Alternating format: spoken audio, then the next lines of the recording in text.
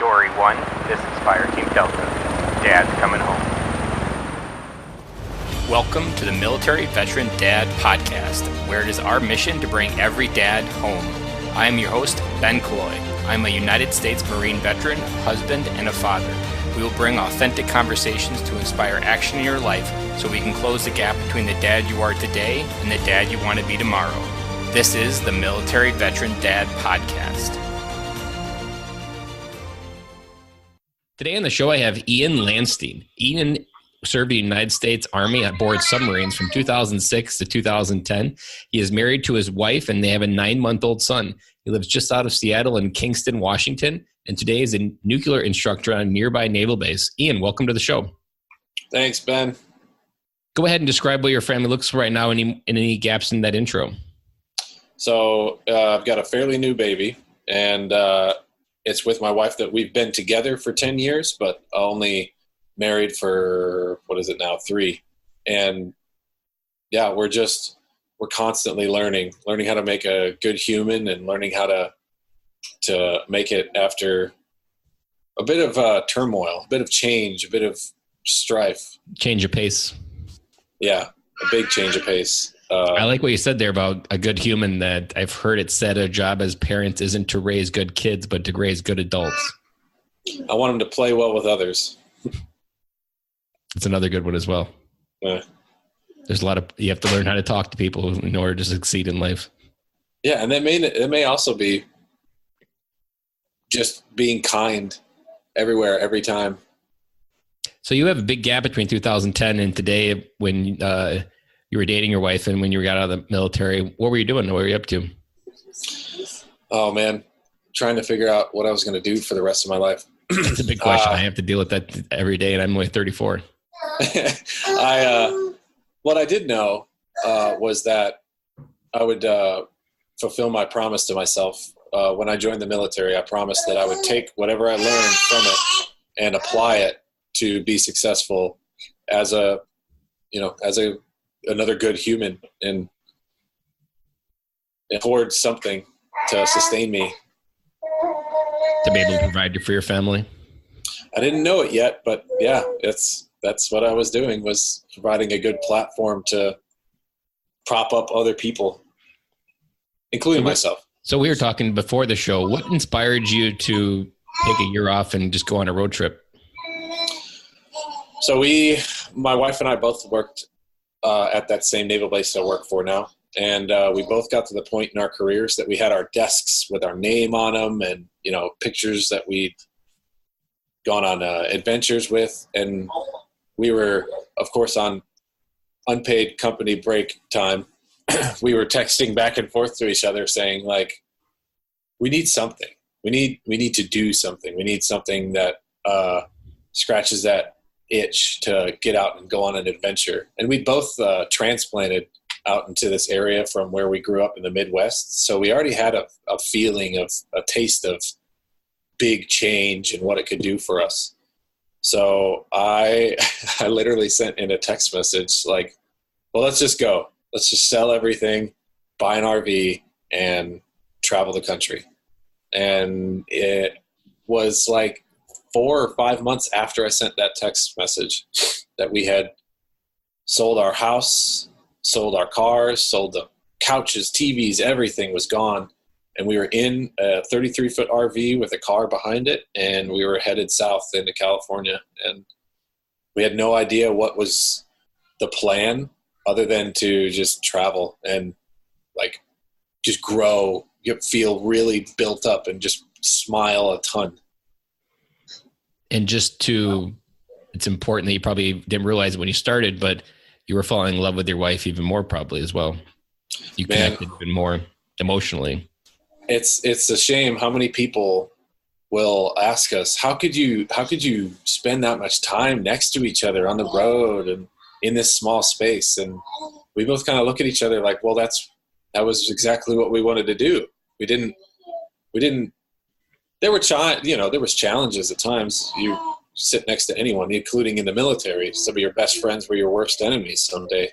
Mm-hmm. But it was our ability to talk and work out these problems that weren't trivial too. Sometimes we were out of propane, out of diesel, down the wrong. You mean life still happens when you're on the road?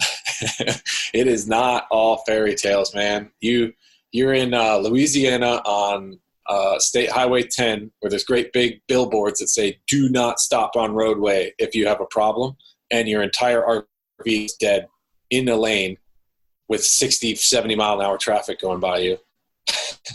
Is it telling you not to stop because of alligators? To your partner who you've been on. No, because there's no shoulder and it's an elevated roadway. So it's like, we can't even get there to help you in time. So you need to keep going. But I had no power whatsoever. And, you expect, you could reasonably expect when you look to your co-pilot and she realizes the scenario that she panics, or he or she, doesn't matter, right? They're going to be like, oh no, we can't stop here. I looked to mine and she said, what can I do to help? And it was like so reassuring in that moment. I'll never forget that. Like, we could have been arguing about, oh, you didn't check this or that, check the battery cables. She just said, what can we do? Let's go. And there's been a lot of times like that, including childbirth, where then it was on me, where she was like, the dog needs to go outside and my water just broke. And so I said, okay, I got to take the dog out and I got to get a bag ready because we're going. I work for a company that's based in the Czech Republic, and there's something about their culture that I learned very quickly in my very first visit, that they spend all of their 20s enjoying life and loving the person that they want to spend the rest of their life with. And only when they're in their 30s do they settle down and have kids.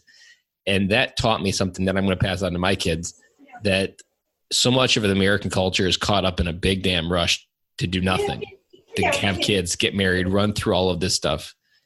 But so much of what I think midlife crises are about is the lack of living when we are younger, and not having that strength in our marriage, I think allows or makes kids even harder to bear. And then you start having regret and you start having animosity towards your kids and your spouse. And so I commend you for taking that time, and you probably don't know it, but you probably built enough capital in that marriage that no matter how many kids you have, you've got a foundation that's not going to be cracked. Man, that's a great way of looking at it too. And I had family members that were so behind us. We came up with this crazy idea, and we thought the elders of our community, our families were going to be like, what are you doing? You're throwing away a career and all that. We had so many people behind us for that very reason. Like, go, these are your 20s. This is your time. Yeah. You're able-bodied. You don't have great responsibilities. Go find yourselves. Or I think that's also important, just finding yourself. I was coming back from Vegas this past weekend, and I was sitting next to a guy, and we had a conversation for almost the entire plane ride. And he was talking about his son 16, and he really has no idea what to do. And I was like, take a one-on-one trip, just explore life and just connect with them. And so much of why we get stuck, I think, when we were 18, not knowing what to do, is because we never got a chance to live life, and our parents never helped us live outside of our own little world of high school and all that stuff, that you have to get outside of your life in order to learn how to live it sometimes. You got to go make some wrong turns. Definitely. You got to go some dead ends. Mess up. Whatever you're headed toward, you're going to mess it up once or twice. And who you have around you and what you have within you over is, all the difference, especially for that 16-year-old. Mm-hmm. Knowing that he's capable of, I assume he is capable of overcoming something that early. Yeah, definitely. I'm sure even as you were on your road trip, the road signs you're probably really curious about all of them. You probably started making a lot of turns toward them, and you slowly got a stronger and stronger gut feeling as you experienced that, reading a sign. Yeah, that's not a good idea. We've already did that. Those little things are equated to life, and it's a lot of what being a dad is helping our kids walk that road behind us. That's so good, because he's right here, like, just watching me talk to you right now, and he's real inquisitive. Yeah, that's really cool too. What does it mean for you to come home? For me, home is presence. Like, you can't be that couch potato. You can't. It's not. You come home and kick your shoes off. You come home and you are a husband, a father, you have titles and you're expected to operate within them. Just like in the military when we were petty officers or sergeants or training coordinators and things like that. You're like dad and Mr. Landstine, husband, are so much more important and so much more demanding. Yeah. Even recognizing when to lead in those and when to follow is also an important one, because I think a lot of times military veteran dads, more just because we have a little bit of an ego and it's hard not always to turn it off if you're not aware of it, and you can come into the house and try to control everything. But there's times where you lead and there's times where you need to follow, and your wife will lead in some cases, and sometimes you need to follow her, and sometimes she's looking for you to follow her, and it's cognizant and important to be aware of either of them. Oh man. And that doesn't, yeah, you may lead, but again, you may go the wrong way, and having that comfort factor that we've been through this type of feeling before with your spouse, and you can talk about it and know that it's not the end of the world, and that it may never happen again so long as you talk about it. You were a dad right when you first got out of the Navy. What would have been the difference between that dad, Ian, versus the dad you are today after living life a little bit before you became a dad? Well, it's funny you say that. While in the military, I had a scare, I had a situation where I thought I was going to be a dad, and myself and my then girlfriend were at least mature enough to realize that we weren't going to be able to. So we went through the adoption process, and what I thought was my firstborn was adopted away to a very nice couple in our area. And I named him and everything. Excuse me a sec. You go that way. Come here. And I got a phone call about 3 weeks after all that went down from the doctor saying, hey, are you sitting down? He's not your son. And so then it was like, holy cow. Talk about a roller coaster of emotions. Such a bomb dropped, and like it had already been an incredible emotional roller coaster, and then it was that. But so I would say that if I was going to be a dad straight away as I got out of the military, I would have been just as scared. I would have been just as unsure of myself and of what I could do, even though I could submerge a submarine, work out with Navy SEALs. I could swim for 2 miles consistent. Like I had all these accomplishments in my tool belt, but the thought of raising something else was just so scary at the time. Yeah, it's like having your heart beat outside your body and run around. Nothing ever felt so real as the fear and uncertainty involved in becoming a single father in the military, because she wasn't prepared to raise the kid, and I was going to have to take a hardship, get out of the military, and approach that title so early, like 22 years old. And I see I see men having to go through that now, and you're right, I sympathize with them so much. Like those 20s where I just explored, learned, made mistakes, and bolstered myself to realize that there's more to it than just YOLO and going into it. Yeah. Like you got to have some kind of plan. There's more to go into it than even just having a paycheck to burn in your pocket, which is a lot what we end up doing in the military. Especially in the military, they take care of everything. So all you've got is this disposable income that comes in twice a month. That's exactly what I was thinking about, was living in the barracks and like having leftover teriyaki in the fridge, but getting teriyaki and getting a 12-pack of beer and playing video games all night and not having to worry about it. I should have been eating at the canteen that had perfectly good food and saving money, but no.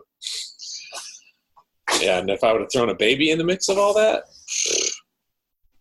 so fortunate. I'm a big believer that kids spell love Time. What are some simple ways that you connect with your 9-month-old son? getting down on the floor with him when, if I've got time to, BS on a phone, or if there's some dishes in the dishwasher or something that need getting put away, those can wait. That'll all be there. He's learning right now, and he's developing play, and if my face is involved with all that and my hands are in there showing him things to do, well, I'm going to be that much better a leader later in life. He can look to me to know that I'll be, or then he'll be included too in things that we do, and hopefully I will be. I'm not sure exactly where I did it to make it happen, but the kids are always trying to copy what their dad's doing, especially my son, that anytime I'm doing something, he's always got to have a screwdriver. So if I have to have a screwdriver, I got to find an extra one to him. If I have a hammer, he has to have a hammer. And just standing there observing that, there's something about that learning moment that happens routinely, whether it be I'm fixing something and he's watching, or just that they're always watching what we're doing. And it's so important to connect in their world, because how we show up into the world will be how they show up into the world. And it's so ancient too. That is how we've learned and grown and done. Not with a tablet, not with, unfortunately a lot of kids had the nanny or some other entity, but I think nowadays fathers are understanding that they're not waiting room dads. They're in there with your wife. They're in there with the kid. Our role is changing. It's no longer the provider, which I feel like you can run into a lot of dads that just had the provider that was nothing wrong with it, but that's all they've known. They were very much the leave it to beaver dad. They came home, read the newspaper, did their job, and that was the role of the father. But now there's so much more impact that we can have. Or I think we're awakening to our own badass internal self. The ability that we have to show up in our kids' lives and truly make a dent in their lives. Sorry, I'm scooting up. So this guy I know doesn't come over and grab my headphones and rip them out. What do you want your son to remember when you're 30? If they're at a bar talking with their friends and they're talking about their dad, what's something you hope that he describes about you? Oh man, that one really stuck with me, or stumped me last night. It's because I didn't have a really present father, so I guess that's what I would want him to remember me for, is my presence, and that he could always rely on me, and for a nudge in the right direction too. Either it's comfort or maybe that harsh reality, that hard truth. You really got to get your stuff together. It's not going to be easy.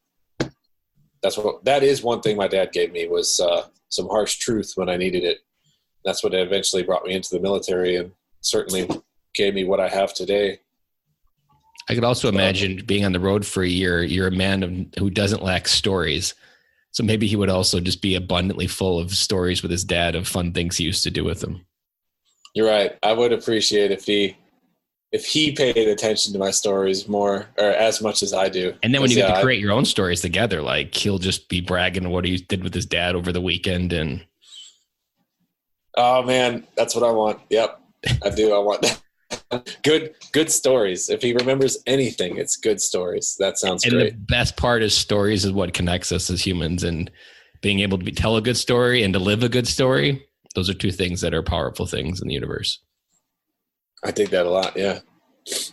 As a dad, what was your scariest moment?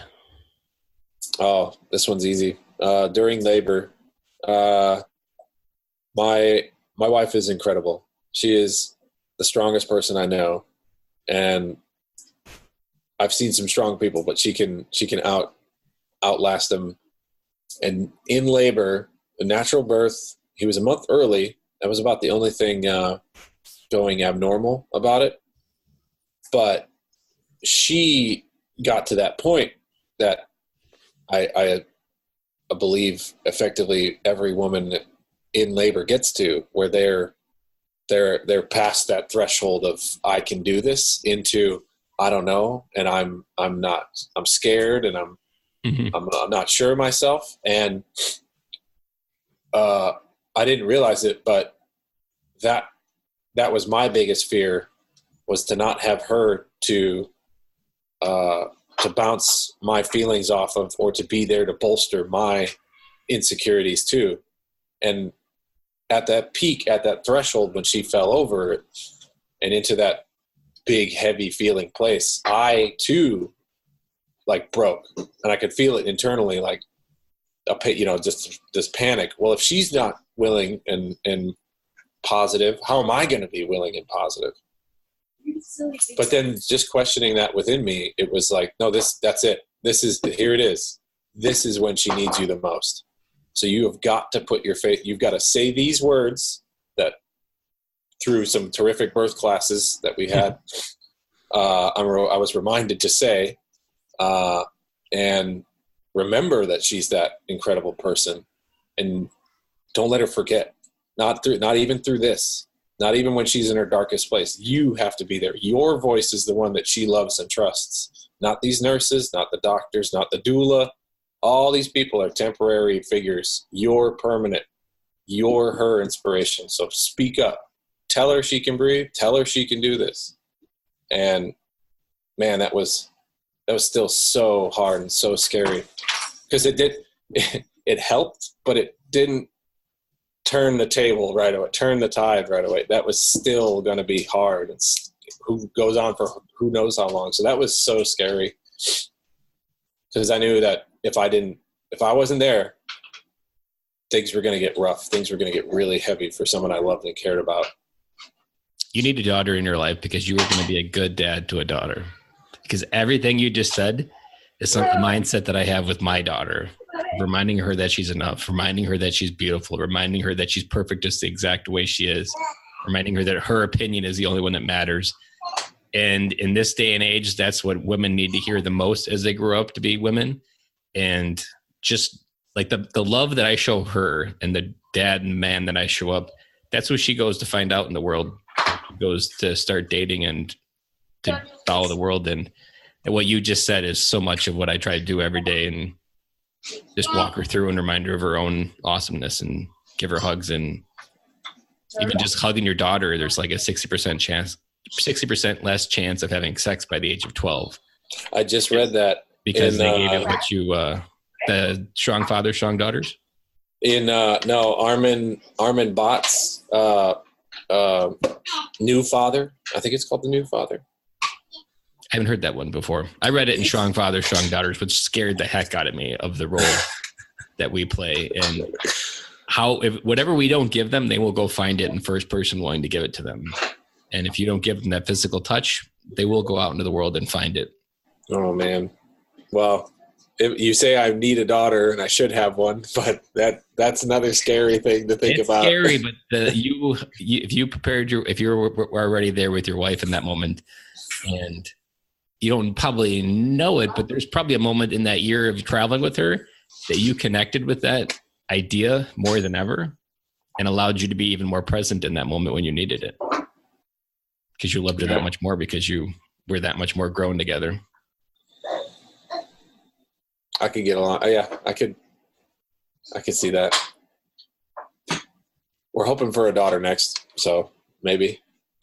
Never know. It's always 50-50. I want 4 kids and I want a son. So I grew up as an only boy, and I didn't really like it. So I really want to get my son a son. But if I get 3 daughters, it'll be just more crazy. And I'll just have to make sure I invest in my son even more. I have a question for you. Yeah. Do you remember when you were at 1 and you were like, yeah, I'll do this again? And do you remember when you were at 2 and you said, yeah, we'll do this again? And could you go back to that person and relieve their fears, or would you maybe increase their, don't, like, it's going to be hard, but you're going to make it through kind of thing? Or, because I'm there, right? Yeah. It sounds so scary. It is scary, but you're talking to the guy that has the mindset that the more something scares you, the more amazing something's on the other side, though. it's a good mindset to have, but that doesn't mean it's going to be easy. And if I can go on a stage in Vegas and talk in front of people, you could have another kid. It's just as scary. Different. Just a different kind of scary. Just another human being. Yeah. I would say to answer that question, I wouldn't go back and change it. I wouldn't say it gets tricky until you're like at 3, because the average is 3 kids. So like you can kind of associate the risk that everybody kind of has 3 kids, and there's not a lot of danger that comes with 3 kids. After 3, I think like choosing to have 4, especially at we have 6, 4, and 2. So like we're at a nice happy medium. We're almost out of diapers. We're out of formula. So like we're almost to that. And then what most parents forget, and you don't realize it until you hit the reset button, of how hard of a reset button that is back to that square one with the newborn. And you're like the sleep, the diapers, the puking, the everything. It's also, I find it ironic of how much women just naturally forget what childbirth is like. Like once it passes, they forget every miserable day that they were pregnant, and all they remember is the happy times. And then they're pregnant again, and they're like, "Oh, this is horrible." And then it all goes away when the baby's born. But to answer your question, I would say 1, everybody, if you want kids, 1 seems easy. The second one is the hardest, and all the systems, and it is the scariest, because all the systems you create for the first child only work for 1, and you have to reinvent them all for 2. So it's pretty much reinventing the wheel when you have 2, because everything just has to be relearned because it was only created for 1 child. When you have 3, all the systems you have for 2 kids duplicate for 3, and they can kind of start playing with each other, and you can slowly, depending on how much age gap, we got 2 years. Like my oldest was kind of at the age where she could help take care of my youngest or keep her, play with her. But I wouldn't go back. If you asked me the first, second, I would say the third is the only time I've really ever paused.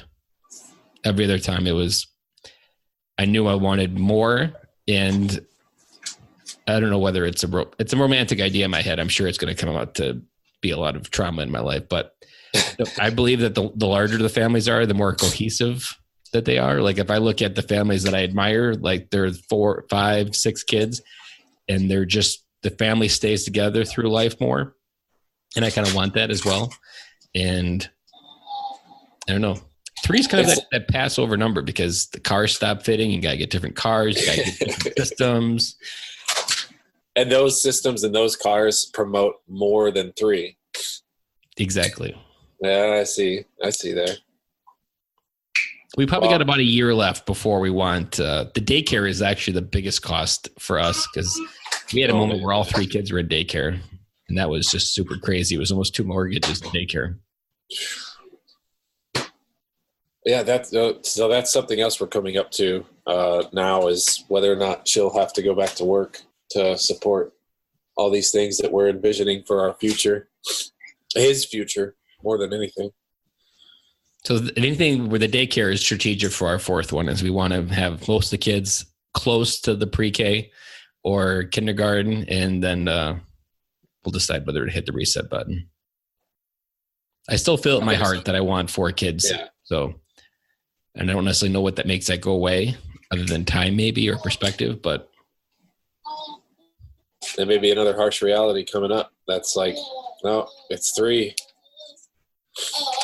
Yeah, I don't know. It's going to be a sad day when I let go of that thought or memory or vision in my head, but nevertheless, it'll be something I deal with, learn, grow through, and most importantly, walk through that fear in whichever direction, either that by having 4 kids or the fear of regret. Because I would also look from the other side and say, if I'm 50, would I look back and regret this decision more than anything, or will I be able to live with it? 50, man, that seems so far away. I could 2 years ago, we had no idea we would be living on the water in Kingston with a 9-month-old crawling around yelling at us right now, looking all disheveled right now. And that was only 2 years. And I interviewed for my job to get my job back, because I had actually quit. And the interviewer was like, "Where do you see yourself in 2 years?" And I told him the same thing. I said, "Man, I can't even begin to, but if it was ideal, it'd be this." And he says, "What about 5?" And I said, "I can't answer that. like, I just know in our relationship, in our lives, we're never going to be able to know what so far we're going to be up to. What do you want? This is probably a good lead-in question. What do you want the legacy of the Landstine family to be? Friendliness, that play well with others. Like, all of us should have those good stories, that approachability that we've naturally had through all these adventures and these years. And just to remember that we were good people and never met a stranger. That's a good one. I haven't had that one before yet. No. It's something it feels way more attainable and just something that is lacking nowadays. You go through, like, I just went through 2 grocery stores with a, cute baby that just wants to smile and say hi to people. And it only happened like 3 times. Everyone's just so compartmentalized and worried about the projection they have on social media rather than what they're doing hands and feet right now. Yep. Or even just, I think what we also suck at is recognizing and judging other people. Sometimes maybe could barely get dressed and come out the door that day, but somehow we're going to approach that with judgment instead of kind words or friendship. Or when people ask me how I'm doing, I always answer better than good as the answer. And I didn't really realize it when I first started it. I got it from Zig Ziglar, so it wasn't something I created, but I often find people need to hear it more than I need to say it. Like, it's more of a gift to others because no one's expecting it. And it usually jolts the people the most when it happens. And even at the grocery store, usually when I say it a lot, that there was a grocery store lady that I said to check it out. And she's like, you know what? I'm better than good too. Like, she paused, she reflected, and maybe she wasn't having a good moment, but that jolted her back to reality. I'm a little bit strange. I'm a podcaster, so I'm already a strange category, but I always we have a grocery store called Woodman's, and it's a ginormous grocery store, bigger than Walmart. People get lost in it all the time. And I'm always that guy, and I shop there every week. I was one of the grocery store. So I always like trying to find the people that look lost and trying to help them. Like, hey, it's over 2 aisles. It's on the top.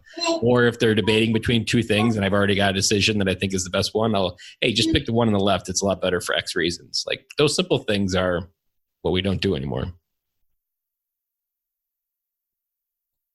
Sorry, I got somebody doing exactly what he shouldn't. Trying to pull the cord. No. All right, now we're doing better. If I blast away, it's because he's about to dump the dog bowl over on himself. But no, now he's over by me. Oh man, that's awesome about you just being a genuinely approachable, friendly guy amidst those a sea of people that are just ignoring everybody and going about their day. Yeah, looking for the interruption, but no one really has to be the interruption that people need to the drift. All right. What advice would you give to a dad looking to come home to their marriage? Communicate. Don't just talk. You need to communicate your feelings, and that's so difficult for guys, especially military. That we were emasculated for doing that. If you were sad, if you were depressed, emotions will get you killed. Yeah. Thinking will get you killed. Even like pausing to think about how you feel will get you killed. Like, am I sad or am I frustrated or am I tense? No, you need to get to work is what you need to do. Yeah. So yeah, that person that your teammate, if you want to call it that, because we were all geared to do that, is to lean on our teammates, that she needs to hear and understand those feelings if you're going to ever get rid of them or if you're ever going to work through them. You need your team. You can't, if you could do it alone, you would. So talk about it, get that backup, and hello and have a vent. because that's all we want to do and all we want to talk about in our day is that high, and identify that too, because that's something to put in that memory bank. Like, man, I felt really good when I did that today at work or at home, or even just walking around, outside.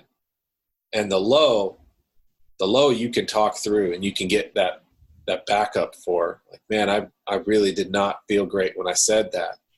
And that may be something that she didn't know either. And you've exposed that vulnerability, and that's powerful to your teammate, to your partner. I keep calling it a teammate, but she's your partner. Like, she needs to know when you're vulnerable so she can be that defense. Your service is going to betray you. Your kids are going to betray you, but your wife will be there till the very end. And to vent, man, venting. We all want to do that. We'll do it on social media. We'll do it in the car to a family member or something like that. But sometimes in that vent, those highs and lows come out. Well, mostly that's when I find my highs and lows, is when I'm just venting and letting it out. Or I'll work through this conflict, like a coworker at work. Like, man, I don't understand why they don't just do better. Or maybe I could help them do better. And you get to these conclusions, because you get to just vent your thoughts out there and bounce them off someone that can identify with it and validate or invalidate the way you're feeling. I think the worst thing we do as military veterans, Dad, is we keep it inside. And I like to describe it as like an echo chamber, that those conclusions, when it becomes inside your head, it just gets louder and louder. And it ends up being the only conclusion is that your family is better without you. Man. That's why it's so important to get it out, either through a tribe or anything, because we aren't meant to lift everything we have in life. And we need those tribes, which me and you have both met in our common Dad's Edge Alliance group. And that's where we both go to just connect and do life together. And it's super important. I feel like I'm only scratching the surface of that tool too. I've barely got onto the video calls. I've posted a few times and got good research, good feedback from that. But I'd say what I've benefited most from is gratitude for. It sounds terrible, but seeing the plight and seeing how bad it can get, if maybe through no fault of your own or lack of effort or lack of communication, you can get to a place that you may not like the person you wake up next to. And I don't ever want to be there. Mm-hmm. So I'm learning from these situations, and if I have something to offer these guys, I try to, but I'm just so grateful that I've gone through those trials and those challenges to where I can reasonably say that next to me is someone I love to wake up next to, and who I know is going to have my back and tell me when I'm right or wrong, or help me towards something if it's truly good. And we're not perfect. I should absolutely put that caveat in. We are constantly growing, and we'll have our bad days, but we have these tools to work through it, to really understand where each other's at and try to help one another through it. So your wife's still at home. What's a way that you connect with her when you first get home to just communicate and understand what her day was like? That high-low vent is something we've incorporated into our day, our evenings, whether it's in a car ride from some event that we all were at, or if we're just putting away dishes at the end of dinner. We find time to get a high-low vent in, and that'll get that off your shoulders, maybe share some of it in between the two, or some days it's just all that high and it's hard to find a low, and you realize things are doing pretty well.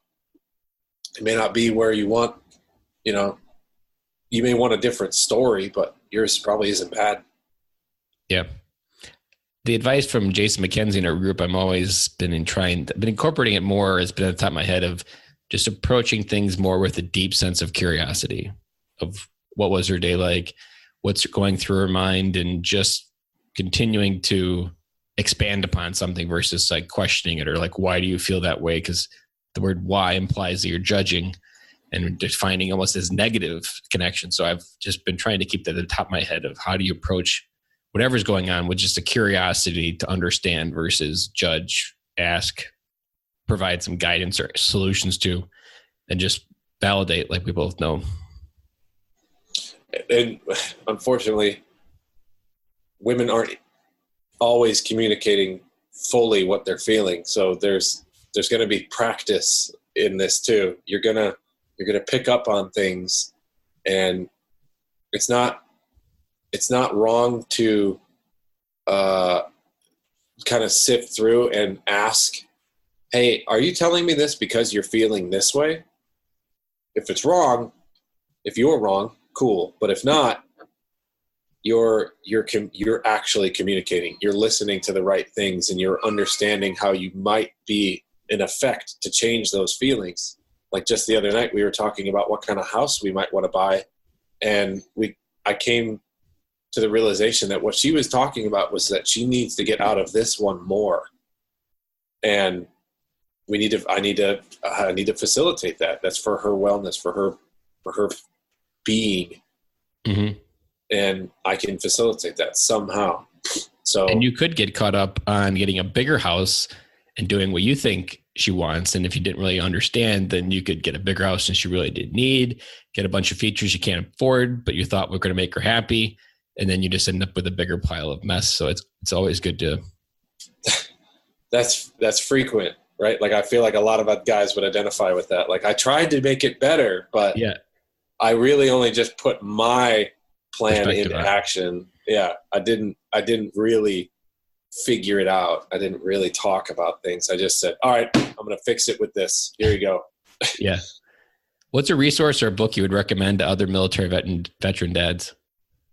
I would say it's controversial, but I think it's benefited more people than it's frustrated them. And that's 12 Rules for Life by Jordan Peterson.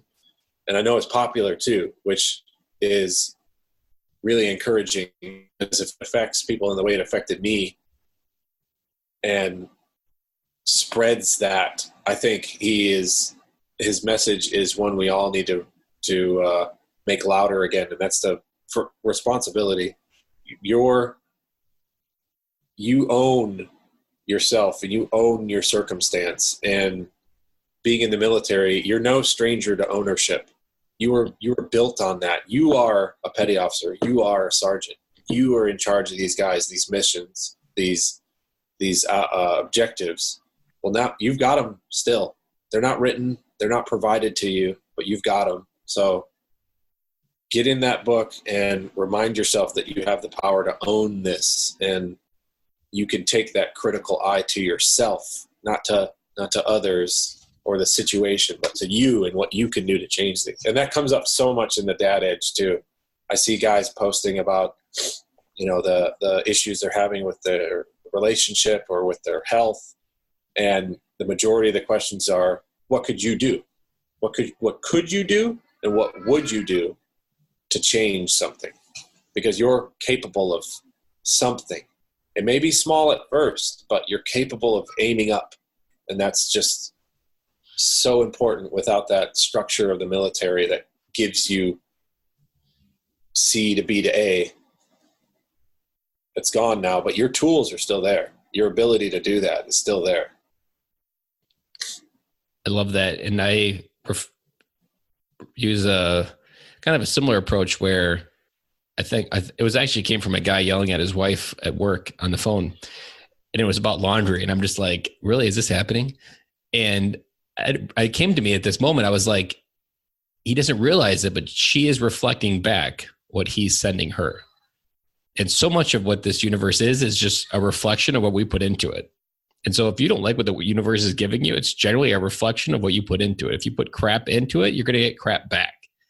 and understanding what you put out and that reflection and understanding you have control over your words, your actions, your emotions, your choices, everything, even your kids screaming at you is somehow also a reflection of what you taught them, modeled, demonstrated through your own behaviors. And I wrote an ebook last summer on Amazon. And at the last chapter on authenticity was owning your reflection is part of being an authentic person, that if you don't recognize that your reflection has an impact, you're never going to truly be the authentic person maybe you're set out to be or want to be or desirable to be. There'll be two. There'll be the one that you're talking about and the one that you're doing. And then you won't be authentic. You'll just be fake and people will see right through it. Be like, this isn't real. Or you'll do something completely different when you think people aren't watching and you're like, that guy just said this, but then did that. And that's not cohesive of each other.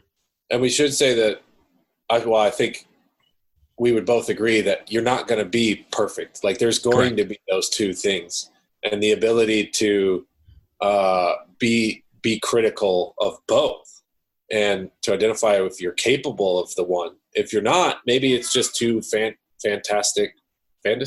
Is that the word? Fantastical. Fantastical. And you need to get to the reality, which is, you can't do that workout, but you could do something. Or I'm trying to think of good analogies, but like even if you're not ready to go to the gym, like for me, I was scared out of my mind. But for me, I actually started a year and a half earlier by going and waking up and going for a walk in the morning. And that was what I started with. I did the littlest thing I could, and I did it today, and I took that step. And 3.5 years later, I now go consistently to the gym 4 days a week. But it started with going for a walk at 5:30 in the morning. And then I ended up actually even realizing a second bonus is I brought my daughter along with me. So that was like her favorite thing to do back then. It's just wake up and go on a walk with daddy. I look at that decision to just, all right, I have this goal, this fantastical idea that I'm going to go get ripped in the gym, but I'm going to put one step toward it, and I'm going to do something I could and would do. And this ripple just happened where your daughter's involved, your wellness is changing, you're getting more fresh air, you're sleeping better, and it's pushing you to, and you didn't have to go to the gym and go after that and fail at that. You could just take one simple small step toward it. It's important to meet yourself wherever you are, no matter what you're trying to do as a dad, father, doesn't matter. Meet yourself where you are and do as little as you can, but it's more important to do it today, because I realized that by walking that when I feel the most hopeful when I'm at the morning and the sun's shining on me. Like I live it like Superman complex, where that sun literally fills me up in the morning. Just like Superman gives his strength, like that's where I feel most alive, is when I'm going for a walk and the sun shining and the sunrise is above that. And it's like today is full of unlimited possibilities, and that's my reminder that it's there. But I would never have figured that out if I never just chose to start going to walk. I really wish people would do that more. I see people in my neighborhood that do it consistently, and I feel like I identify with them, or could identify with them better, because they're just taking a walk and pausing from this crazy, strange world we're living in now. And you never know if one of those people is someone that could change your life. Oh, I love to say conversation. I love to say you'll never meet your best friend, or you'll never meet your next best friend unless you talk to him. Yep. The kids nowadays are like, I don't want to do that. It's strange and scary. Yeah, but that's where you're going to meet that person. That's where you're going to find something.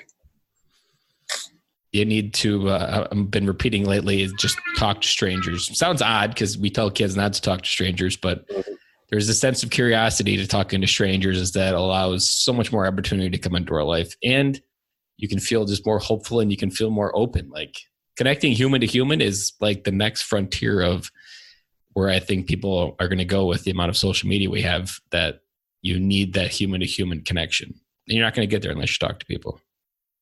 Yeah. And get out of the comments section. Yep. Like get into something like this, get into FaceTime, get into group chats, and sit down in the coffee house and actually talk to someone. What's a parting piece of advice you want to leave for other military veteran dads? Embrace the chaos. It's almost indefinite that things are going to be scary and strange and weird, but you have strengths. Us as veterans specifically, we have these tools that were ingrained in us, and we may not be applying it to a mission like we were trained, but we still have missions and we still have objectives, and we have these tools to apply to them. And yeah, through that communication and your perspective, changing your perspective a little bit, getting down on the floor with your kids, I think we can use our strengths and become really effective fathers and leaders with things we've already got. It's just a matter of reapplying them. 100% agree. I couldn't agree more with that parting piece of advice. Well, Ian, I have absolutely loved this conversation. I feel like we've been best friends forever, but we've only been friends for about a month. But I feel like this is the start of another great friendship. And it started with just a connection on Facebook. I'm really glad you sent me that message, and that my wife is still so incredible that while she's sick, she'll enable me to sit down and have a conversation and tell a story. I'm sure she's enjoyed the conversation as well on the side of like, wow, he's a smart guy. I hope so. She's that good critical eye, but yeah, sometimes I impress her. Well, Ian, thank you very much. You have a great day. Thanks, Ben. That's a wrap. And thank you for listening to today's show, and I really hope you enjoyed it. The lifeblood of any new podcast are the reviews. If you haven't reviewed the podcast yet on iTunes, I would really appreciate it, and you will help us get the message out to even more military veteran dads. As John Maxwell says, if there is hope in the future, there is power in the present. Dads, it's time to come home.